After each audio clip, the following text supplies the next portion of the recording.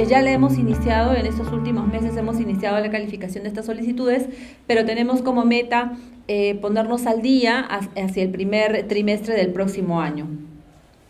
Eso con relación a las solicitudes y la documentación complementaria que siempre nos presentan, porque tenemos también un número importante de casos pendientes. ¿Qué son los casos pendientes? Aquellos a los que les faltó algún documento, aquellos que tienen alguna dificultad en la calificación, información que es contradictoria, imprecisa, fechas, lugares, y esos casos quedan pendientes. Y seguimos avanzando con los que cumplen con todos los requisitos, ¿no? Y esos que van quedando pendientes, establecemos mecanismos para comunicarnos con los familiares que presentaron la solicitud para resolver estas situaciones. Esa información también la vamos atendiendo, esa documentación que se presenta también la vamos atendiendo.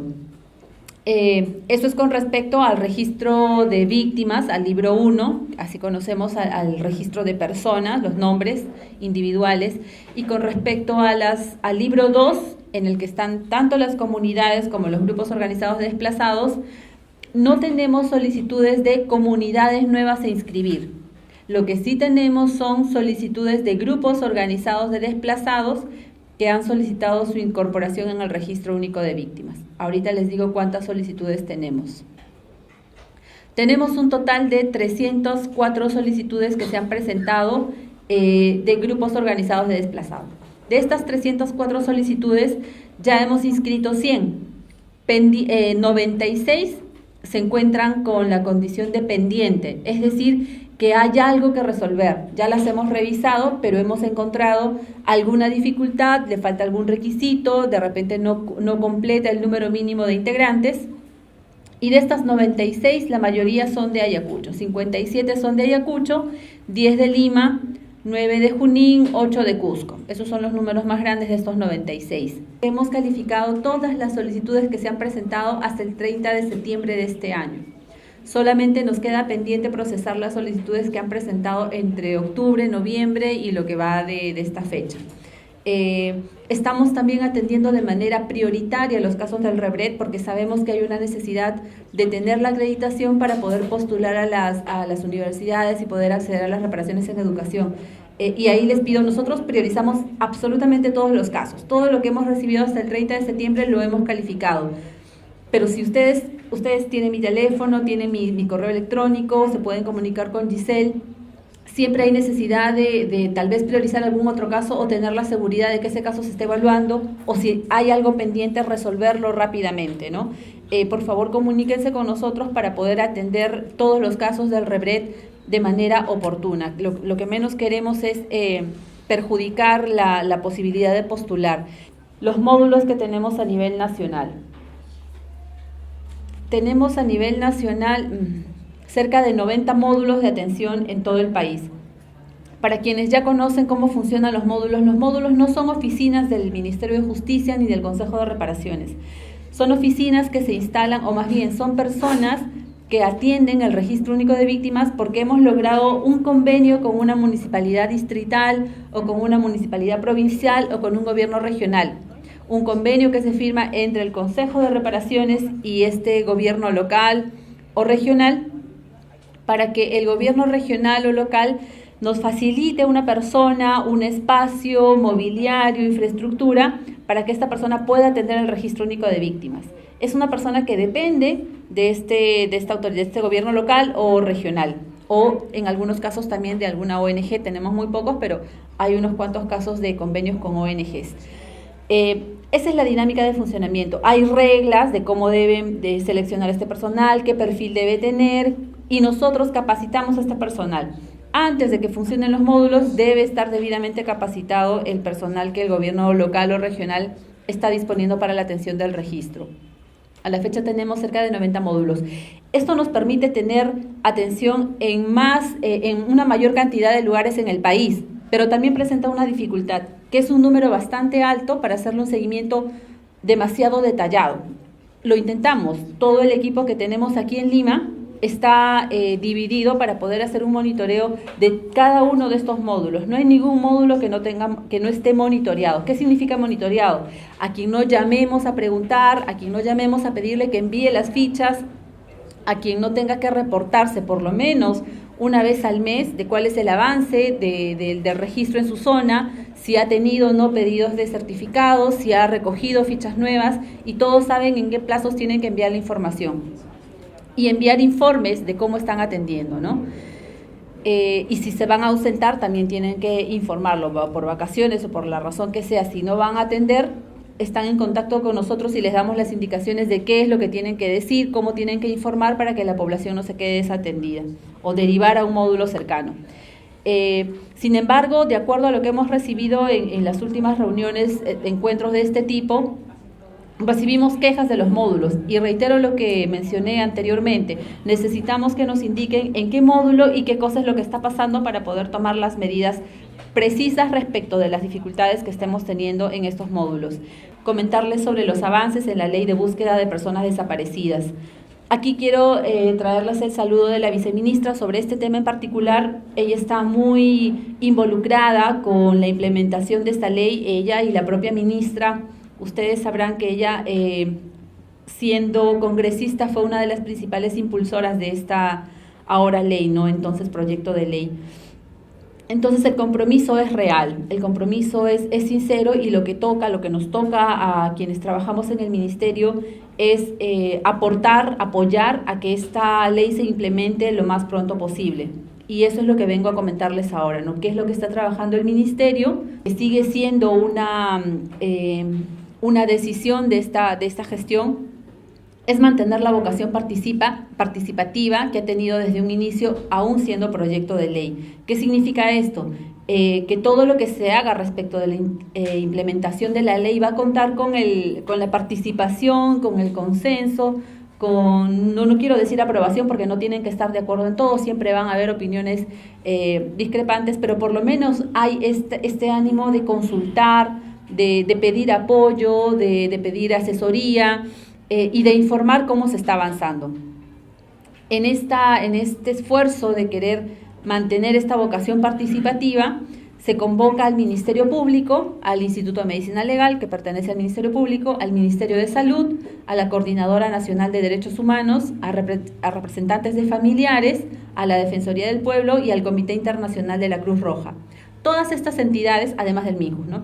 Todas estas entidades son las que están en un grupo de trabajo que se ha creado a propósito de la ley para apoyar en la implementación. Es como un órgano consultivo, ¿no? Ya cada entidad ha designado a sus representantes, se reúnen periódicamente y van apoyando al ministerio en la elaboración del documento central, que es el que está por aprobarse, que es el Plan Nacional de Búsqueda de Personas Desaparecidas.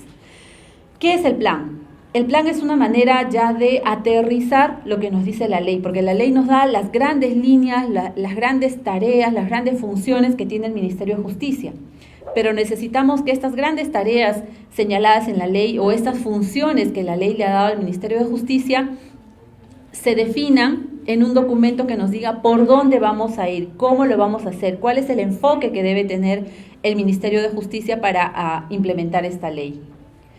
Y aquí les quiero comentar, tenemos un borrador, un documento que está a puertas de ser aprobado, ha tenido ya varias consultas, ha tenido varios momentos en los que se ha recibido el aporte de todos los sectores que les he mencionado y además de otros actores o elementos que no son parte del grupo pero que tienen algo que aportar respecto del plan.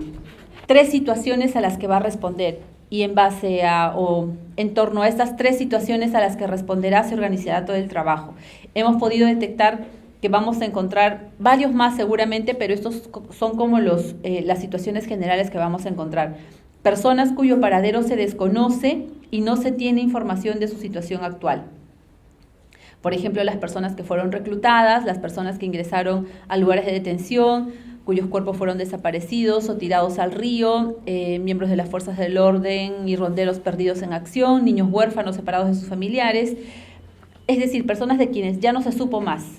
Desaparecieron, digamos, es el concepto o la definición más estricta de la desaparición. Ya no se sabe más, no tenemos ninguna otra información.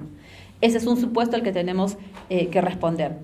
Otro supuesto es el de personas desaparecidas que se presume se encuentran en sitios de entierro.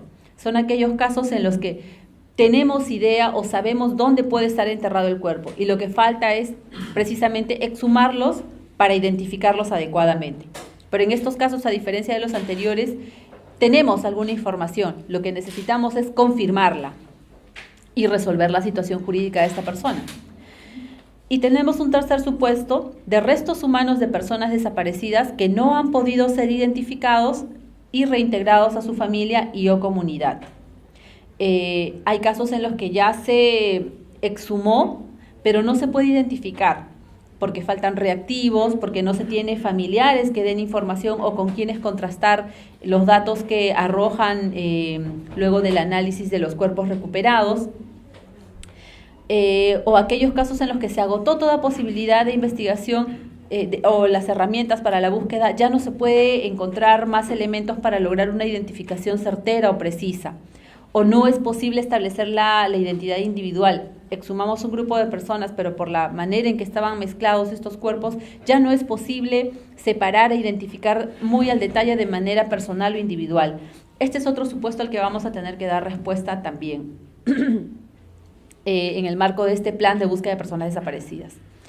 Es la centralización y sistematización de toda la información existente sobre las personas desaparecidas y sitios de entierro, agotando todos los esfuerzos de búsqueda, recuperar, identificar y restituir los restos humanos encontrados a sus familiares. Entonces, como bajando un poquito, como objetivo ya más temático, conocer lo que ocurrió, agotando todos los esfuerzos de búsqueda. Como les digo, en algunos casos, este conocer va a implicar que se encuentre el cuerpo, y en otros casos, este conocer no implica que se encuentre el cuerpo, pero sí dar una respuesta. Eso siempre va a ser un objetivo. Promover que la participación de los familiares en los procesos de búsqueda se dé a partir de decisiones tomadas por ellos mismos, sobre la base de información entregada de manera clara, oportuna y eficiente. Aquí lo que queremos priorizar o enfatizar es que los familiares deben participar, pero deben participar de una manera adecuada, deben participar teniendo información. De pronto yo no quiero ser parte de un proceso de búsqueda, solamente voy a participar en la entrega de los cuerpos, pero que sea una decisión que toman los familiares teniendo una información adecuada. Gracias.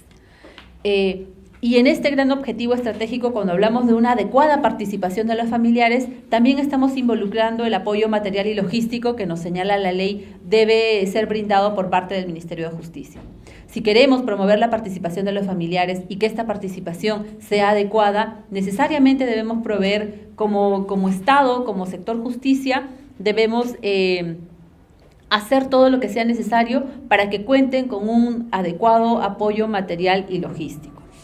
Luego de eso pasamos a la etapa de estrategias de búsqueda.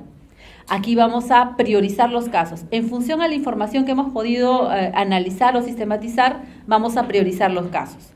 Por ejemplo, lo estoy citando solo a manera de ejemplo, este universo de casos que existen en el Ministerio Público ya exhumados, incluso ya identificados, en los que solo hace falta la gestión para poder hacer la entrega de los cuerpos. ¿Cuándo vamos a llegar a esa conclusión? Cuando sistematicemos toda esa información, cuando tengamos la relación de esos 800 o 900 nombres que tiene el Ministerio Público y que nos digan ya están identificados, no están identificados, a qué zonas pertenecen, y ahí vamos a establecer en coordinación con el Ministerio Público la estrategia para la última etapa, que es el cierre del proceso de intervención. En esos casos, teniendo en cuenta el objetivo de la ley, que es la búsqueda de personas desaparecidas y dar una respuesta, en esos casos falta el último paso nada más, que es la entrega de los cuerpos. Entonces van a haber algunos casos en los que ya estén solamente para esa última etapa, que es el cierre del proceso. Es una etapa que está contemplada para aquellos casos en los que no se encuentra el cuerpo. Como les decía, siempre vamos a responder a estos dos supuestos. ¿Se encuentran los cuerpos? No se encuentran los cuerpos. Cuando se encuentran los cuerpos, ya les he comentado. Cuando no se encuentran los cuerpos, ¿cómo cerramos el proceso? La única manera de cerrar el proceso, no estamos diciéndoles los familiares tienen que cerrar el duelo o tienen que dejar de buscar a sus familiares. No, lo que estamos diciendo es el ministerio, luego de hacer un trabajo de búsqueda de información, de sistematización de la información, de investigación adecuada, debe poder dar una respuesta al familiar para cerrar el proceso de intervención o el proceso de búsqueda de manera general. Debe poder decir en un caso, luego de revisar toda la información, de analizar toda la información, se llega a esta conclusión: el cadáver no va a ser encontrado por tales razones.